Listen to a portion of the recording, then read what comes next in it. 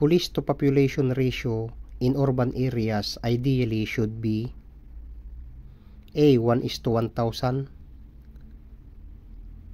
B. 1:900, C. 1:750, D. 1:500. Answer D. 1:500.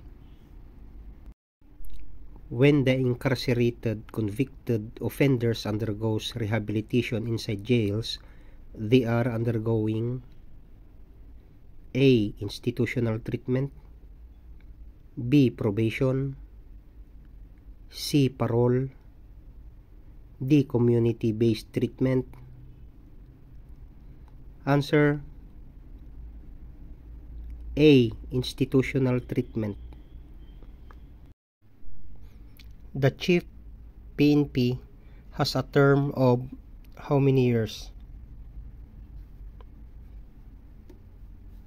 A. 5 years, B. 4 years, C. 3 years, D. 2 years. Answer B. 4 years. The purpose of a police public relation program is A. Train police officers in community relations, B. Recruit new members for community relation program, C. Develop mutual understanding between the police and the public, D. Plan for a police community relation program. Answer C. Develop mutual understanding between the police and the public. This theory states that crime and delinquency result when an individual's bond to society is weak or broken. A. Social learning, B. Social structure, C. Social process, D. Social control. Answer D. Social control.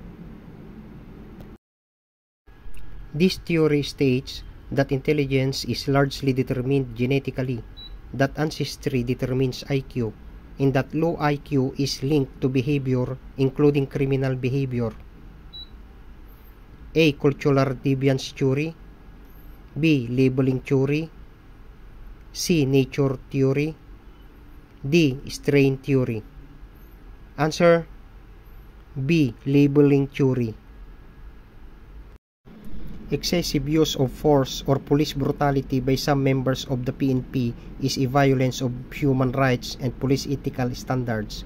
It is mandated that all PNP members shall exercise proper and use of authority in the performance of duty. A. Proportionate, B. Ethical, C. Effective, D. Legitimate. Answer D. Legitimate.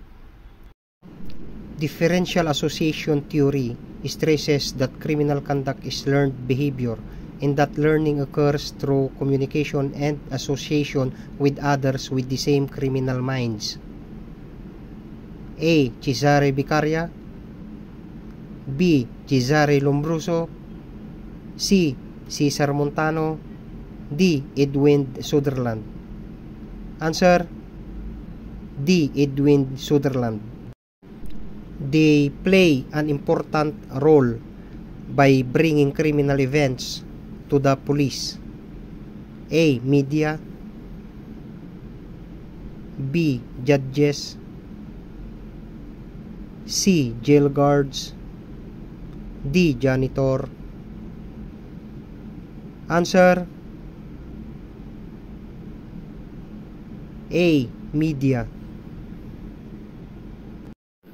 The need to assault or injure somebody is referred to as A. Need recognition, B. Need aggression, C. Need deference, D. Need order. Answer B. Need aggression.